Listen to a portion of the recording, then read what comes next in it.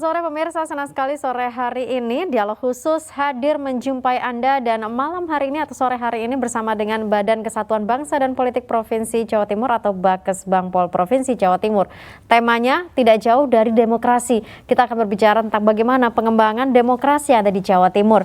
Karena kabarnya kalau kita melihat indeks demokrasi Jawa Timur ini sepertinya naik. Bagaimana dengan hak politik warga yang ada di Jawa Timur? Apakah terlayani atau tidak? Kita akan bahas pada sore hari ini. Saya perkenalan dulu dengan para narasumber yang sudah hadir karena kita bersama dengan Bakesbangpol, maka tentu saja saya harus menyapa yang punya gawe, Ketua Badan Kesatuan Bangsa dan Politik Provinsi Jawa Timur, Bapak Dr. Andes E.C. Jonathan Judianto MMT. Pak Jo, apa kabar? Selamat sore. Baik, alhamdulillah. Terima kasih telah hadir. Kemudian ada Profesor Dr. Siti Musdah Mulia MA selaku tim ahli ID atau Indeks Demokrasi Indonesia dari Pusat. Prof Siti, apa kabar? Selamat sore. Baik, alhamdulillah. Terima kasih telah hadir. Kemudian juga saya menyapa di ujung ada Profesor Dr. Andes Hotman Siahaan, Guru Besar FISIP Universitas Erlangga. Prof Hotman, selamat sore, apa kabar? Selamat sore.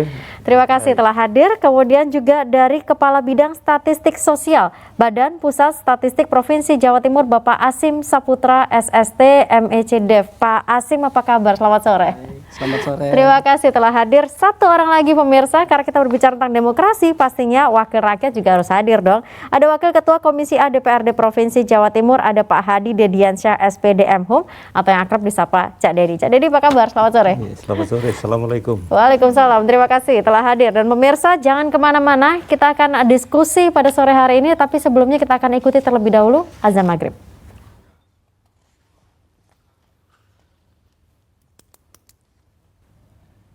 Baik, untuk wilayah kota Surabaya dan sekitarnya, selamat menunaikan ibadah sholat maghrib. Dan pemirsa, kita akan berdiskusi terkait dengan pengembangan demokrasi di Jawa Timur. Nah, saya ingin ke Pak Jo. Pak Jo, seperti apa sih boleh disampaikan bagaimana perkembangan indeks demokrasi yang ada di Jawa Timur khususnya? Hak-hak demokrasi warga baik. Apakah terlayani? Jadi sebetulnya kan indeks demokrasi ini disusun untuk mengukur kinerja kita di dalam kita berdemokrasi. Dan ada 3 aspek yang dinilai. Satu soal kebebasan sipil, kemudian yang kedua soal hak politik, dan yang ketiga soal lembaga demokrasi.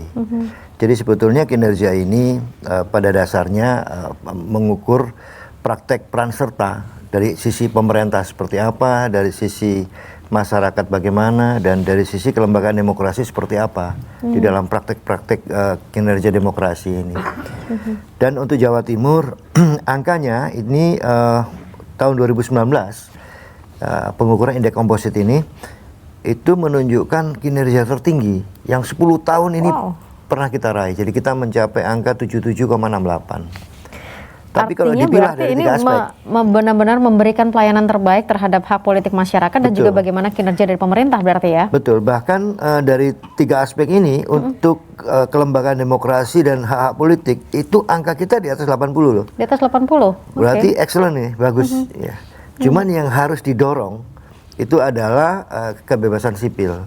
Makanya kinerja demokrasi ini dengan adanya indeks demokrasi ini kita bisa mengevaluasi sebetulnya mana-mana yang perlu ditingkatkan, mana-mana yang perlu diperbaiki, mana-mana yang sudah bagus, mana-mana yang kurang, ke depan seperti apa. Nah, ini dari aspek demokrasi apa yang harus dilakukan. Oke.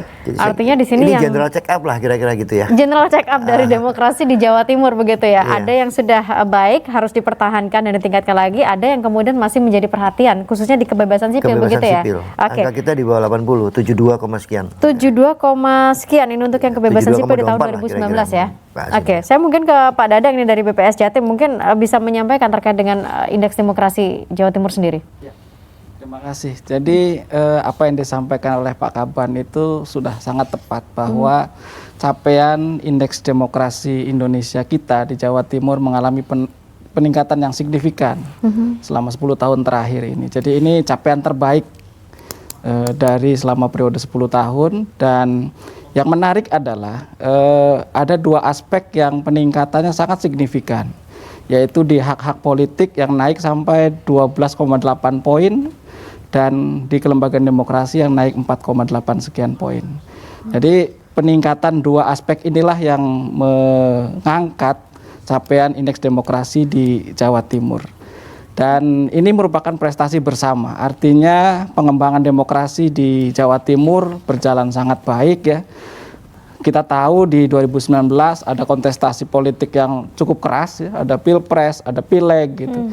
Tapi di Jawa Timur kita bisa tercipta iklim yang kondusif gitu. Partisipasi politik juga sangat kuat, di mana angka partisipasi masyarakat yang ikut pemilu juga sangat tinggi, dan antusiasme yang terjadi di 2019 itu bisa kita raih dengan capaian-capaian terutama pada hak-hak politik, kemudian pada partisipasi pengambilan keputusan. Di sini ada peningkatan yang luar biasa. Oke, Mungkin Pak, itu. Pak Azim, terima kasih karena sudah menjelaskan. Tapi kalau kita meranking dengan skala nasional, ini artinya indeks demokrasi di Jawa Timur ini boleh dikatakan pencapaiannya sangat-sangat baik berarti ya kalau kita mengambil di level skala nasional. Betul.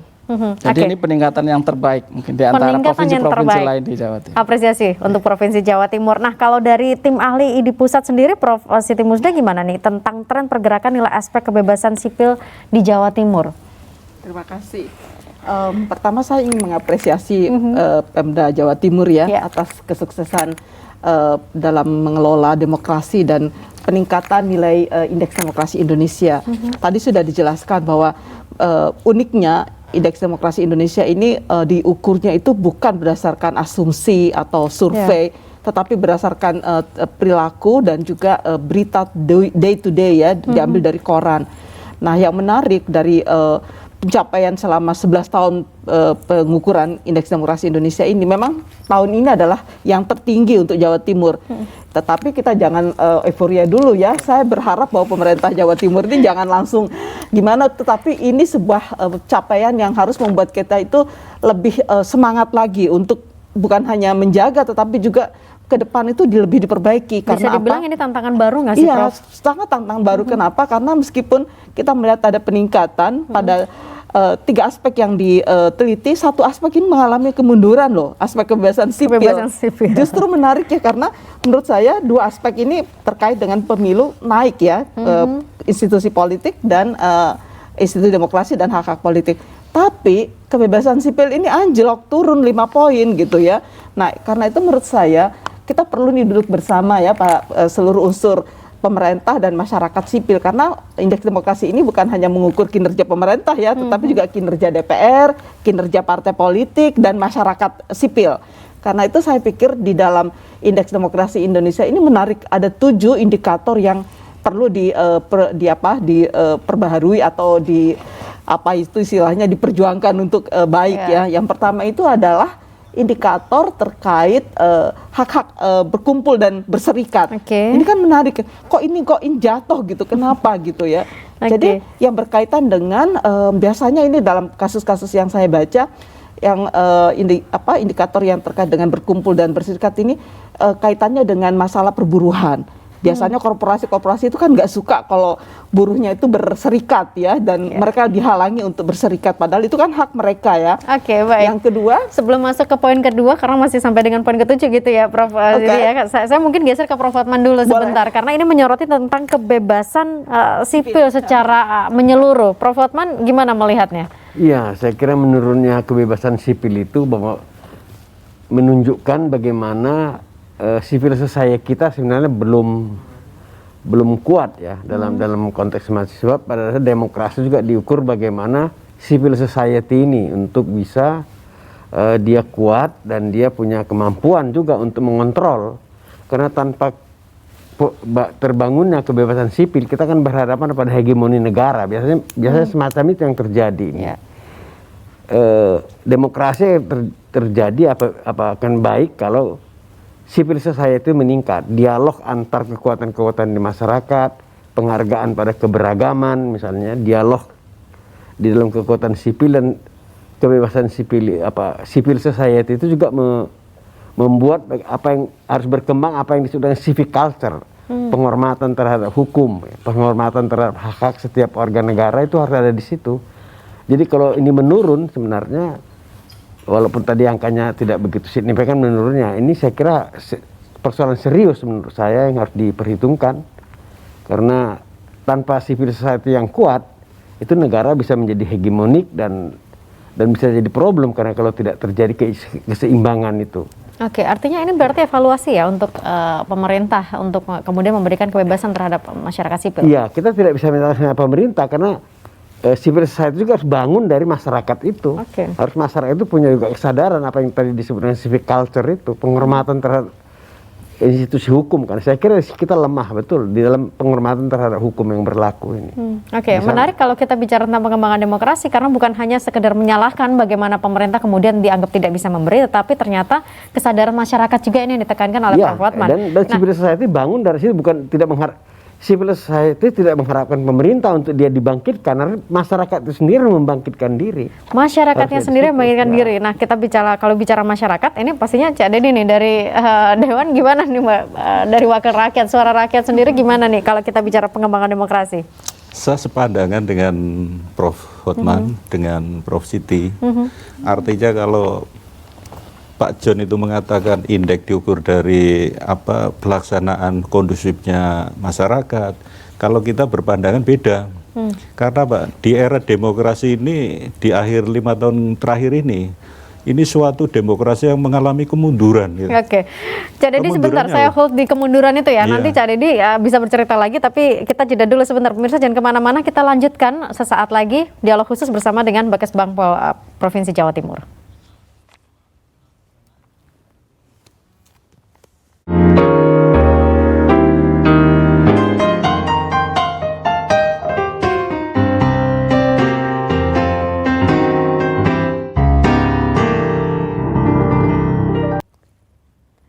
Ya, pemirsa masih membahas terkait dengan bagaimana pengembangan demokrasi di Jawa Timur bersama dengan Bakesbang Pol Provinsi Jawa Timur. Nah, saya kembali ke Cak Dedi. Ini menarik apa yang tadi disampaikan Prof. Hotman. Ini saya ingin dengar dari Cak Dedi, gimana?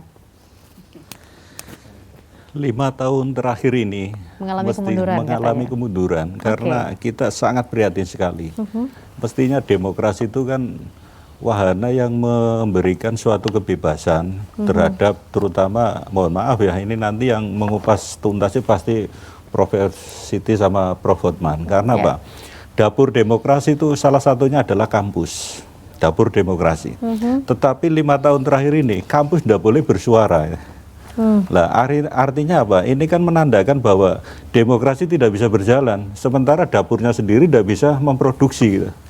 Lah, ini kan kasihan para kalangan akademisi yang menjadi pemikir-pemikir bangsa tidak diberi kesempatan untuk mengutarakan pendapatnya. Lah, ini untuk pemerintah harus introspeksi bahwa beri kebebasan kalau memang demokrasi yang sesuai dengan aturan, kebebasan berkumpul mengeluarkan pendapat dengan lisan itu kan diatur oleh undang-undang. Mengapa kampus ditutup seakan-akan semacam diblokade, tidak boleh merumuskan apa-apa, sementara para akademisi ini kan istilahnya ujung tombaknya negara dalam persoalan pemikiran. Lah, pemikirannya jadi buntu, bagaimana demokrasi mau jalan. Tapi kalau dari teman-teman DPRD bagaimana? Karena kan pasti juga menggandeng teman-teman akademisi untuk kemudian bisa bersuara, disalurkan melalui DPRD. Atau gimana? Ya akhirnya parlemen jalanan harus turun gitu. Karena apa? Mestinya kan akademisi ada ruang khusus memikirkan dengan santai, dengan berpikir yang jernih. Lah, karena tidak ada tempat di situ, makanya saya rasa ketika ada demo dari anak-anak kampus turun, saya rasa hal yang wajar. Karena apa? Ekspresi ini harus dikeluarkan. Lah, sementara tempatnya tidak ada. Jadi saya melihat dinamika sekarang ini saya rasa wajar-wajar saja karena semuanya warga komponen demokrasi kan harus bersuara gitu. Tapi saya nggak ngerti kalau bersuara juga DPRD juga tempat untuk bersuara seharusnya gitu ya, ada dia. Nah, ini kami kan tetap menyuarakan apa yang diinginkan oleh masyarakat, tetapi kan kita dibatasi oleh aturan-aturan. Ada keterbatasan. Nah, sementara masyarakat keinginannya kadang beda dengan kita. Karena apa? Kita mewakili dari komunitas-komunitas, bukan saya mewakili seluruh rakyat Indonesia gitu loh. Baik, ini menarik. Saya ke Pak Hasim dulu. Pak Hasim, ini artinya bagaimana kemudian tolak ukur untuk kemudian kita bisa meningkatkan kebebasan sipil supaya ini kita bisa naik lagi nih nilai kita. Jadi di kebebasan sipil ini ada beberapa variabel yang terkait erat dengan kebebasan berpendapat, kebebasan berkumpul, kebebasan beragama dan sebagainya. Tapi ada 2 pilar utama sebenarnya agar kebebasan sipil ini bisa meningkat tajam. Di samping dari sisi masyarakat, dari sisi pemerintah pun barangkali perlu ada semacam kita harus membuat konstruksi pemikiran tentang kebebasan berdemokrasi ini bisa berkembang. Jadi pemerintah pun perlu memahami secara utuh bagaimana kita berhadapan dengan masyarakat, agar masyarakat ini aspirasinya bisa kita tampung dengan cara-cara yang seperti disampaikan oleh Pak Dedi tadi, ada saluran-saluran yang membuat masyarakat itu bisa menerima keluhan-keluhan. Jadi pemerintah pun dapat merespon, dari kedua pihak ini bisa saling berkontribusi. Kebebasan sipil biasanya capaiannya cukup baik. Jadi sebelum-sebelumnya, sebelum 2019 ini kebebasan sipil kita posisinya sudah mendekati hampir 80. Akan tetapi karena ada kontestasi di 2019, kemudian situasi di masyarakat juga berkembang euforia demokrasi sehingga mungkin ada sedikit gesekan-gesekan. Tapi itu sebenarnya wajar di dalam kontestasi demokrasi di 2019. Nanti di periode-periode sebelumnya akan kembali normal, kemudian bisa bertumbuh kembang. Yang penting itu mungkin pengembangan dialog antara masyarakat dan pemerintah bisa lebih diintensifkan. Mungkin itu. Saya ke Pak Jo nih, berarti Pak Jo kalau dari pemerintah apa dong langkah-langkah dan upaya yang bukan yang sudah, tetapi ke depannya apa yang bisa dilakukan untuk meningkatkan indeks demokrasi kita yang sudah baik menjadi lebih baik lagi? Ya, yang kita lihat kan di aspek kebebasan sipil nih. Nah, coba kita lihat, kita bedah kembali. Kan ini kan ada tiga hal yang bisa dilihat dari sisi pemerintah, masyarakat, kelembagaan demokrasi ini. Nah, kalau dilihat dari aspek kebebasan sipil ini, memang angka yang turun itu kebebasan untuk berserikat, berkumpul dan berpendapat. Ini memang kita agak drop ya, dari 2018-2019. Nah, kita bedah lagi ke dalam dari sisi ini, ternyata memang sebetulnya bukan antar masyarakat dengan pemerintah angka ini yang paling tinggi variabelnya, tapi justru antar masyarakat. Jadi ada praktek-praktek demokrasi di masyarakat itu yang kemudian dihalangi oleh praktek-praktek demokrasi oleh masyarakat yang berbeda. Jadi misalnya ada satu kasus nih, kemudian masyarakat yang satu nih pro terhadap itu, tapi di sisi lain ada masyarakat yang kontra terhadap itu. Nah, ini kontradiksi antara pro dan kontra ini saling ada penghambat satu sama lain. Saya kira ini yang harus kita evaluasi, kemudian kita berikan penguatan, ya, penguatan terhadap hal seperti ini supaya tidak terjadi gesekan. Di beberapa tempat memang ini terjadi. Pemerintah menjadi fasilitator berarti ya? Ya, tapi kalau antar masyarakat dengan pemerintah itu relatif stabil angkanya. Tapi justru yang agak turun kita di kebebasan berserikat dan berpendapat itu antar masyarakat. Antar masyarakat. Artinya ini sejalan juga dengan apa yang tadi disampaikan Prof. Hotman, bagaimana kesadaran masyarakat itu juga menjadi salah satu poin untuk kita menilai atau mengukur indeks demokrasi Indonesia. Sebenarnya sudah bagus loh. Artinya ada keberanian mereka untuk menyampaikan pikiran pendapatnya sudah bagus. Cuman ada dari sisi di demokrasi ini memang ada hambatan. Jadi tidak ini dibiarkan, misalnya yang pro dibiarkan dia jalan, kemudian yang pro, yang kontra dibiarkan jalan. Tapi ini ada coba untuk saling menghambat. Nah, ini yang kemudian angka kita turun. Jadi mestinya dibiarkan aja yang pro yang kontra gitu ya. Nanti ini para akademisi Prof. Hotman dan juga Prof. Siti nanti akan menanggapi juga terkait dengan bagaimana kesadaran dari masyarakat untuk kita bisa bersama-sama mengembangkan demokrasi yang ada di Jawa Timur. Kami kembali saat lagi pemirsa.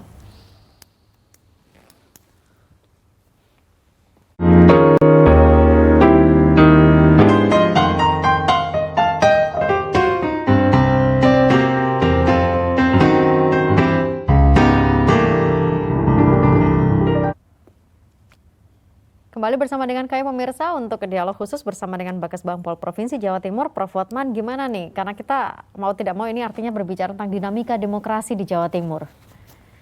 Iya, tadi kan disebut Pak Jonathan tadi ya, benturan di antara masyarakat sipil. Mungkin ada benarnya karena kebebasan yang terjadi di civil society ini kadang-kadang melewati koridor ya. Dari apa yang demokrasi itu kan bukan tanpa batasan. Penghormatan terhadap hukum, penghormatan terhadap keberagaman, penghormatan terhadap perbedaan itu itu kan harus menjadi penting. Itulah dasar dari dibangunnya civil society yang kuat dalam konteks semacam ini. Tanpa ada koridor hukum yang dihormati, saya kira memang akan jadi problem. Itu kekuatan-kekuatan dalam masyarakat berbenturan dan muncul nanti adalah kekuatan-kekuatan mayoritas, minoritas, macam-macam akan berkembang di situ. Perbedaan aja kita lihat sekarang ini macam-macam sudah. Berbeda sedikit pemikiran sudah jadi persoalan besar kan.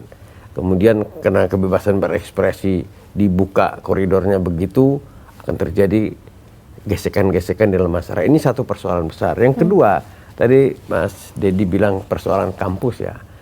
Cendekiawan ini juga harusnya dalam membangun civil society secara teoretik harus menjadi cendekiawan organik sebenarnya. Dia harus hidup dalam masyarakat, dia harus menyuarakan kepentingan masyarakat dan berdialog dengan masyarakat. Dengan kuatnya kekuatan-kekuatan intelektual organik yang ada dalam masyarakat, dia bisa menyelesaikan persoalan-persoalan yang ada di dalam masyarakat. Tapi kita melihat keterlibatan itu kan kurang terjadi di dalam masyarakat. Kelompok-kelompok masyarakat yang membuat bebas berkumpul macam-macam itu mengekspresikan diri dan kemudian tidak menghormati juga ekspresi orang lain kadang-kadang. Itu saya kira satu tantangan besar. Dan bagaimana kekuatan cendekiawan ini masuk ke dalam kehidupan masyarakat, itu memang belum ada tanda-tanda yang bagus dari apa.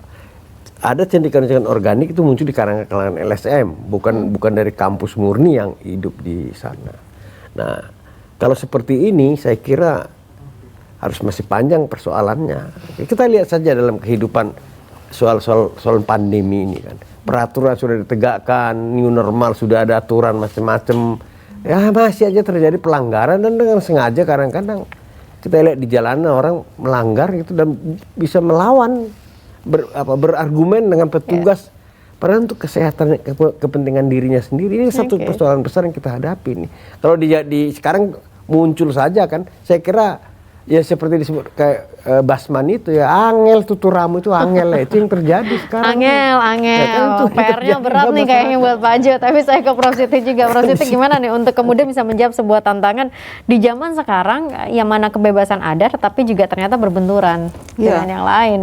Saya pikir ya memang nggak ada jalan yang pintas dan gampang ya, tetapi buat saya penting sekali pendidikan politik ya. Pendidikan politik itu mengedepankan apa yang disebut dengan virtual values, nilai-nilai keadaban. Semua orang harus percaya bahwa hanya dengan nilai-nilai keadaban kita dapat membangun demokrasi yang substansial. Nah, nilai-nilai keadaban itu apa? Penghormatan kepada yang berbeda. Kita boleh berbeda pendapat, tapi kan nggak mesti harus membawa golok ya kan.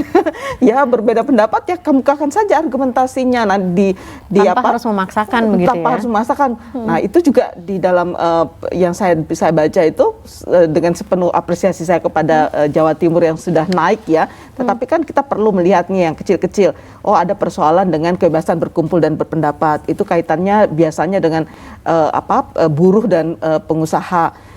Dan yang kedua itu adalah kebebasan berpendapat. Nah ini biasanya kasus-kasusnya dengan wartawan ya, kebebasan ini komunikasi politik ini yang perlu dibangun. Jadi komunikasi politik supaya tidak terjadi hal-hal yang meremehkan wartawan misalnya. Lalu yang kedua saya melihat kasus-kasus ini terjadi ketika pilkada. Nah bisa nggak kita pilkada tapi juga nggak ada masalah gitu. Anggaplah pilkada itu pesta untuk semuanya. Jadi kita nyaman dan santai bahagia kira-kira gitu kan. Itu yang penting karena itu kata kuncinya pendidikan politik untuk semua. Pendidikan politik untuk semua. Saya harus geser ke Jadi ini kalau urusan pendidikan politik, komunikasi politik. Tapi sebentar saya dikasih kode untuk jeda. Sebentar kita akan kembali saat lagi pemirsa, jangan kemana-mana untuk Anda.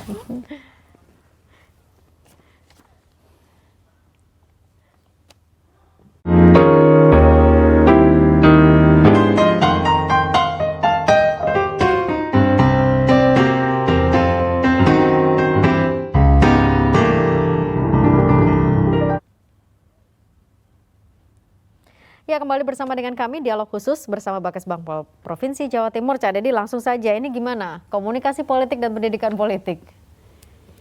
Ya kita harus kilas balik, semuanya kalau ingin mengatakan ke depan kan harus tahu persoalan di belakang gitu. Nah kalau bicara masalah demokrasi Pancasila ini kan dari, oleh, dan untuk rakyat. kemudian masuk dalam tatanan pesta demokrasi. Mestinya pesta itu kalau dikonotasikan dengan masyarakat, tradisi masyarakat adalah istilahnya senang, gembira gitu. Lah pada persoalan pesta demokrasi ini mestinya yang berpesta itu harus bergembira gitu loh. Jadi jangan sampai kasus kemarin yang namanya pemilu itu bukan menjadi pesta yang gembira, tapi pesta yang bikin kita pusing. Karena apa? Ornamen-ornamen dari demokrasi ini kan gambar, mungkin juga logo dan sebagainya, mungkin foto lah. Bagi kami mungkin yang wajahnya pas-pasan, misalkan dipasang, masyarakat kan mungkin tertarik atau tidak tertarik. Lah bagi yang wajahnya cantik, wajahnya ganteng, ini kan suatu publikasi yang diharapkan karena apa? Bisa untuk menarik. Gitu. Tetapi yang terjadi kemarin, pemilu 2019, saya kebetulan dapil Surabaya, ini luar biasa. Musuh kita, lawan kita itu bukan konstituen peserta pemilu, tapi satpol. Oh ini berarti urusan sama pemerintah dong berarti kalau kayak gitu. Iya, karena apa? Kita masang gambar di satu sudut itu ya. 1 hari kita masang, 2 hari udah hilang gitu.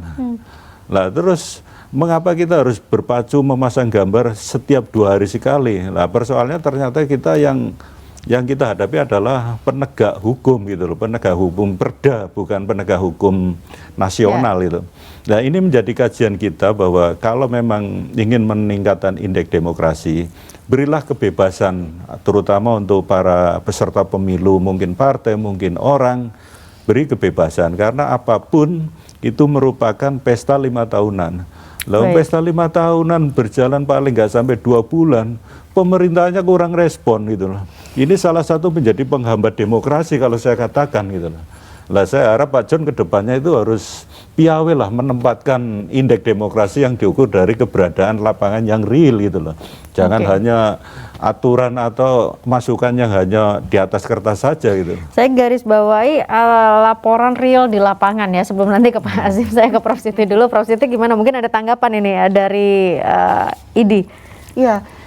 Saya pikir apa yang ditangkap oleh IDI itu kan bukan berdasarkan asumsi ya, berdasarkan berita-berita yang dicatat oleh koran, dan saya kira korannya cukup objektif karena kalau nggak penting kan nggak mungkin naik kan di koran itu.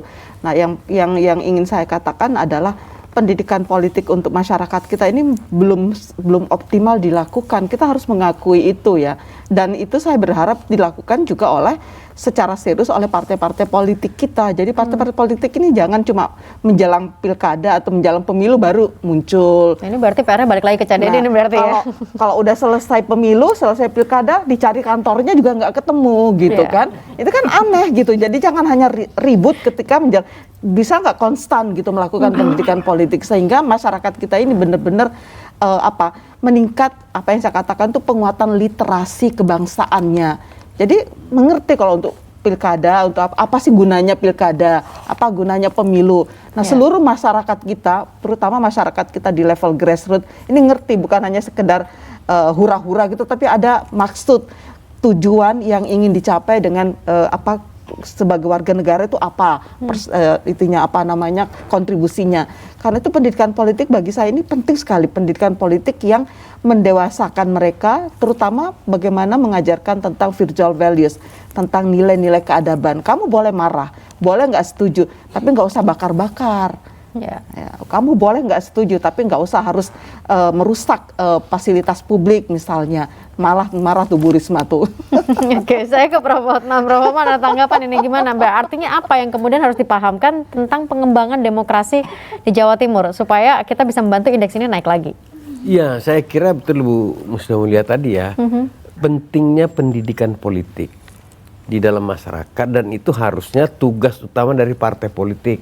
Tapi kita lihat interaksi partai terhadap masyarakat kan tidak intens. Hanya intensnya karena pileg saja lah, karena pemilu saja. Lagi pas momennya ya. Yang kedua, masyarakat kemudian mengambil kebebasan ekspresinya itu liar. Liar kita lihat di medsos saja.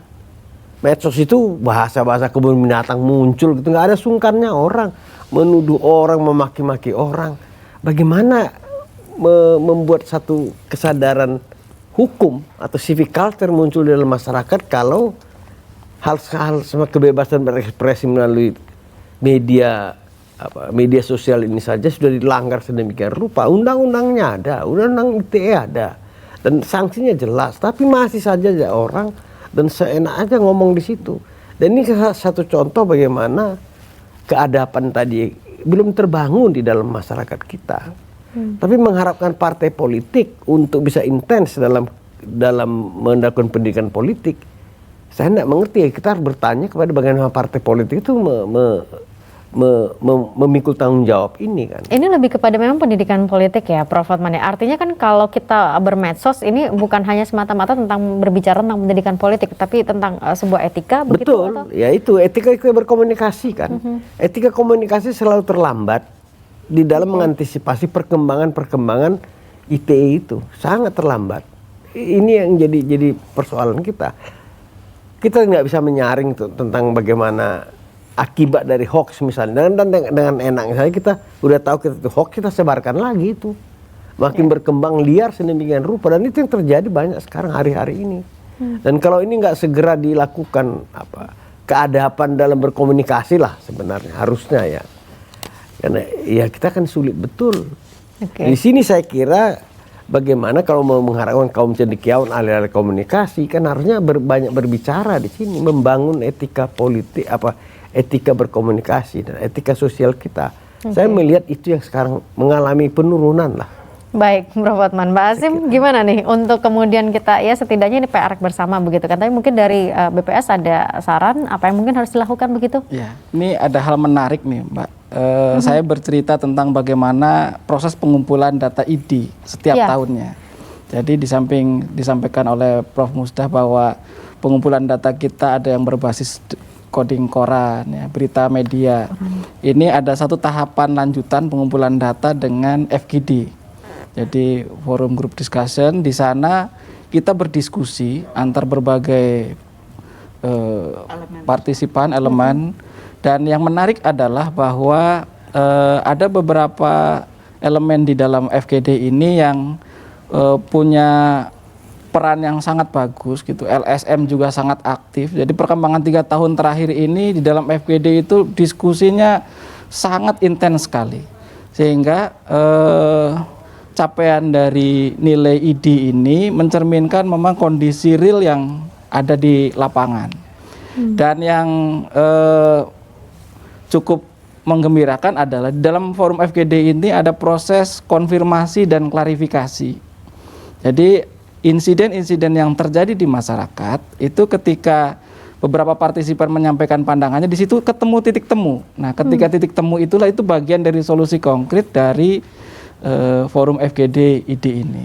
Jadi kami dari BPS sebagai fasilitator memberikan ruang yang seluas-luasnya pada setiap partisipan untuk berpendapat, untuk menyampaikan pandangan tanpa dibatasi aturan-aturan di situ. Dan di situ terungkap semua fakta-fakta lapangan. Jadi yang mungkin tidak terungkap di media pada forum FGD itu terungkap. Jadi misalnya ada kejadian pembangunan rumah ibadah di Lamongan, sempat ada gesekan gitu, tapi terklarifikasi. Ternyata sebenarnya karena miskomunikasi di dalam masyarakat itu. Artinya berarti memang harus lebih banyak sering-sering membangun komunikasi. Betul. Jadi ini selaras dengan penjelasan sebelumnya. Oke, saya nanti ke Pak Jo juga Prof. Siti, tapi kita jeda dulu sebentar pemirsa, jangan kemana-mana, kami kembali di segmen terakhir untuk Anda dalam dialog khusus bersama Bakesbang Pol Provinsi Jawa Timur.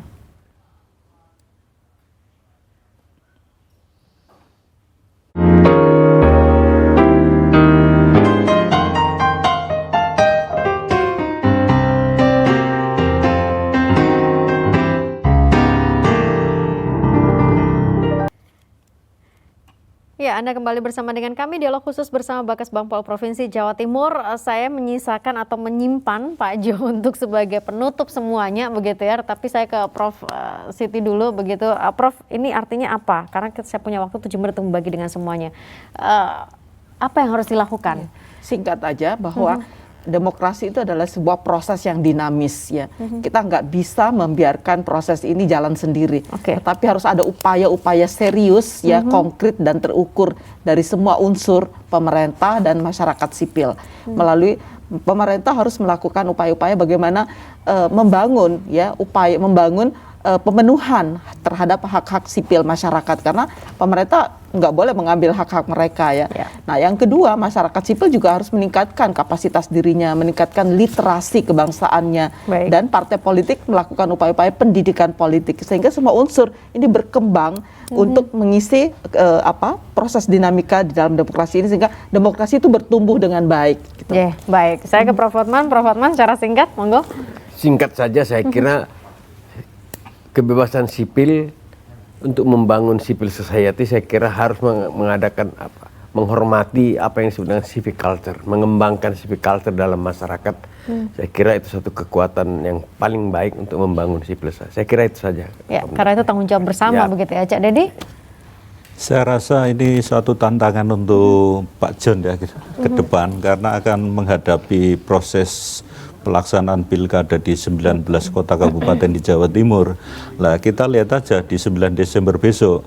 Jadi partisipasi pemilih itu sampai sejauh mana? Apa sesuai dengan target 77% atau bahkan nanti tidak mencapai 50%? Nah, ini menjadi tantangan dari ketercapainya indeks demokrasi di Jawa Timur. Jadi bisa dikatakan sukses, juga bisa dikatakan menurun. Nah, ini tantangan, makanya kami berharap dengan pemerintah provinsi, Pak Jonathan, harus betul-betul mengawasi persoalan proses demokrasi di Jawa Timur. Jangan sampai nanti ketika ada pelanggaran dibiarkan saja. Nah, ini akan menjadi presiden demokrasi terburuk di Jawa Timur. Oke, terima kasih catatannya Cak Dedi. Pak Azim dari BPS. Ya, kami BPS tugasnya memotret.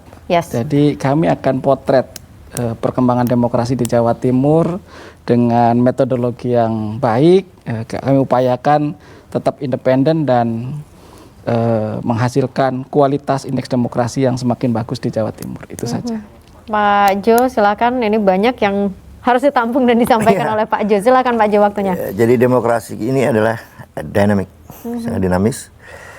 Dan untuk kebebasan sipil ini kami coba untuk penguatan di civil society, dan ada dua hal saya kira, ada tiga yang akan kita lakukan. Yang pertama pendidikan politik, kemudian melalui penguatan etika dan budaya politik, kemudian yang kedua adalah penguatan wawasan kebangsaan kita di masyarakat, dan juga penguatan literasi wawasan kebangsaan kita. Jadi saya kira ini yang harus dikuatkan, fokus ini, dan itu harus menyentuh secara masif ke seluruh elemen di tingkat masyarakat, baik di ormas maupun yang masyarakat lainnya. Kalau sinerginya bagaimana ini untuk kemudian melaksanakan semua harapan itu, bersinerginya dengan siapa saja, dan bagaimana untuk langkah-langkah secara konkretnya? Sinergi ini kita bangun bersama seluruh stakeholder, bahkan dengan bapak-bapak di Komisi A ini sangat intens. Jadi apa yang kita lakukan di bawah selalu kita hadirkan beliau-beliau untuk ikut serta di dalam membangun ini semua. Tapi yang jelas basisnya adalah basis kultur dan budaya kita. Basisnya basis kultur dan budaya. Nah, indeks demokrasi Indonesia ini kan tadi sudah disampaikan pendidikan politik dan segala macamnya. Kira-kira hambatan terbesar apa sih sebenarnya yang dihadapi oleh pemerintah, Pak Jo? Dari sisi teman-teman Bakesbang atau dari sisi pemerintah provinsi, apa hambatan terbesarnya? Saya kira hambatan terbesar kita pada sisi penguatan dari civil society kita. Civil society itu tadi ya. Kemudian bagaimana peningkatan pendidikan politik kita, bagaimana membangun etika dan budaya politik kita yang bagus, penguatan wawasan kebangsaan, juga didukung dengan literasi kebangsaan kita yang harus diperkuat. Nah, kalau ini semua proses bertumbuh dari bawah, seperti yang disampaikan Prof. Hotman, saya kira ini akan sangat membantu. Baik. Di dalam peningkatan demokrasi di Jawa Timur khususnya. Pak Jo itu mengalami angel tutur rambut ini. Jadi dalam pemikirannya Pak Jo ini gimana caranya? Tapi mungkin terakhir Pak Jo, targetnya gimana Pak untuk nilai indeks demokrasi Indonesia di Jawa Timur? Karena ini kan bicara pengembangan, tapi juga peningkatan demokrasi di Jawa Timur. Kalau dari sisi indeks kita ingin di atas 80. Oke, itu ya Pak ya? Bagus. Sangat bagus. Sangat bagus. Dan tinggal satu aspek ini yang harus kita concern ini, kebebasan sipil ini. Di hak politik dan kelembagaan demokrasi sudah di atas 80. Tinggal ini aja. Tinggal kebebasan sipil. Ya, ini. Saya kira ini perlu kerja bareng, perlu Baik. sinergitas ya. Dan mudah-mudahan masyarakat yang saat ini, pemirsa semuanya juga yang sedang menyaksikan dialog khusus bersama Bagas Bang Pol ini juga bisa menyimak, karena tentunya ini bukan hanya kerja pemerintah saja, bukan hanya kerja dari salah satu lembaga demokrasi saja, tapi juga kerja bareng. Masyarakat juga turut punya andil untuk bisa membantu meningkatkan dan mengembangkan demokrasi yang ada di Jawa Timur. Pak Jo, terima kasih, selamat bertugas pastinya, sehat selalu. Pak Azim juga terima kasih, Prof. Hotman terima kasih, jadi di Pro City terima kasih semuanya. Semoga semuanya tetap dalam kondisi sehat walafiat di masa pandemi ini. Dan pemirsa, ini menjadi akhir kebersamaan kita untuk dialog khusus bersama dengan Bagas Bang Pol Provinsi Jawa Timur. Saya Agnes pamit, semoga demokrasi di Jawa Timur semakin berkembang dan terus meningkat. Sampai jumpa.